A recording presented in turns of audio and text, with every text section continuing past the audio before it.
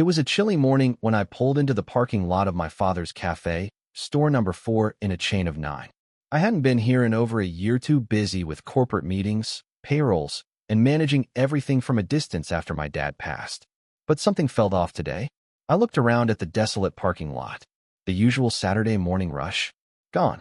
Instead, there were a few scattered customers, 2 of them even walking out with looks of disgust plastered on their faces. I couldn't even remember the last time I'd stepped foot in this location. Dad had built this place from the ground up. Hell, from the smell of the coffee in the air to the way customers chatted with each other like they were in a neighborhood living room. But now it looked nothing like that. The front door used to have a line out the door every Saturday. But now, the only thing I saw was a few half-hearted faces and a depressing quietness. I adjusted my baseball cap and pulled the hoodie tight around my face as I crossed the street. I wasn't here as the owner today. I was here as just another customer. I had to see this for myself. As soon as I stepped inside, the smell of burnt espresso hit me. Real good start, right? Music blaring, customers looking like they'd rather be anywhere else, and one of the counters was covered in sticky syrup. I stood there for a moment, just taking it all in, feeling the weight of my father's dreams slipping away right in front of me. The barista behind the counter didn't even look up when I walked up to order. She had platinum blonde hair, tied up in a messy bun, and she was busy texting. Yep, real professional. Next, she said without so much as a smile or a hint of recognition. I gave her my order, just a plain black coffee, and waited. She slapped it together with no care, handed it over, and I took my cup, my stomach turning with every step I took. I walked to the back of the cafe, looking for a place to sit and think. Maybe it wasn't supposed to be this way. Maybe I had missed something. But the more I looked around, the more I could see this wasn't just a bad day. This was a bad business. Then I heard it. 2 voices coming from the back hallway. One of them, a female voice, loud, annoyed. If one more idiot asks for a dairy-free option, I swear I'm going to spit in the drink. She laughed bitterly. Then another voice, a man's. You should have seen what I did yesterday. Some guy complained his coffee was too weak. Told him, that's what you get for ordering drip at a real cafe. They laughed. I froze. The woman's voice came again, dripping with contempt. I don't even care anymore. This place is a joke. We're so short-staffed, they'll never fire us. We run the damn place. I felt a knot form in my stomach. No one should talk like that, especially not about the place my father had built. This was supposed to be family, but it wasn't anymore. It was a mess. The man's voice chimed in again. I told Miles we should stop wasting time training the new girl. She's too slow. Either she speeds up or we cut her hours. That was it. That was when the anger hit me. A new girl? And they were deciding her fate like it was a joke? I couldn't believe it. I stood up, my hands gripping the coffee cup so hard I thought I might crush it.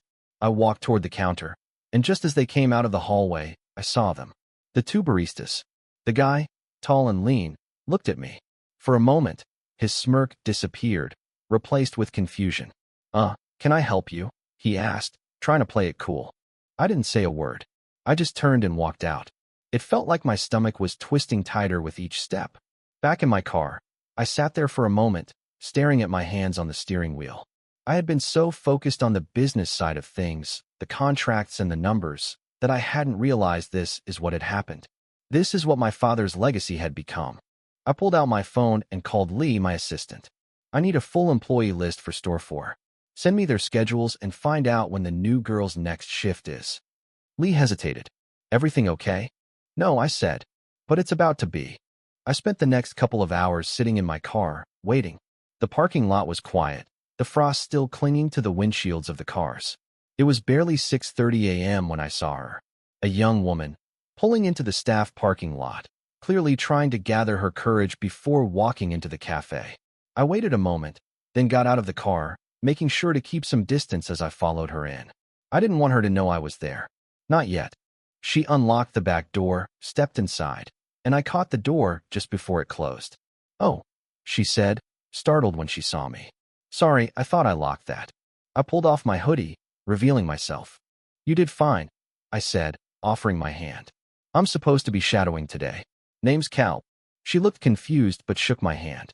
"Ava, first shift?" she asked, her voice cautious. "Yeah," I said, nodding. "I'm here to learn the ropes." I followed her through the narrow hallway to the break room. The place was small, cramped. It smelled like old coffee and stale pastries. A half-empty box of donuts sat on the table. Ava pulled off her jacket and wrapped an apron around her waist, moving quickly but with the kind of hesitation that came from someone constantly waiting for the next critique. "You'll probably be on dish and restock," she said, glancing at me as she moved around. "That's usually where they start people." "Got it," I replied. "You like it here?" She paused for a moment, a slight shrug. "It's fine. I just need the hours. I'm in school, so I take what I can get." I didn't push further. This was her first job here. But something in her words told me she wasn't happy. Not by a long shot. Before I could ask anything else, the door opened, and in walked Logan, the tall barista from yesterday. He didn't even acknowledge Ava. He just looked at me and said, "You're early." Then, he glanced at Ava. "You're on register. Calb, you're on dish. Don't get in the way." He didn't wait for a response. Just walked to the counter, grabbing an apron as he went. Ava shot me a tight smile, more out of politeness than anything else. "Mostly, just keep your head down and you'll be fine." I nodded. I wasn't sure how much more of this I could take, but I wasn't going to let it slide. Not now. The morning rushed in quickly. The cafe was packed by 8 a.m., the line stretching nearly to the door. Mira was behind the counter, making drinks as quickly as she could, but skipping steps. Drinks were wrong. Customers complained. And when Logan wasn't barking orders, he was making fun of Ava and the others. I watched it all, feeling the frustration build in my chest. But the final straw came when I watched Logan dump Ava's drink down the sink in front of a customer. He didn't care about the standards. He didn't care about anything but power. I walked up to Ava as she stood at the register, her hands trembling as she tried to get an order right. "You need a second?" I asked, lowering my voice. "No, I'm good," she said, wiping her hands on her apron. But I could see it, the weight she was carrying. "You're not the problem here," I said quietly. She paused, looking at me for a moment. Then, she nodded, but didn't speak. I left the cafe, my mind racing.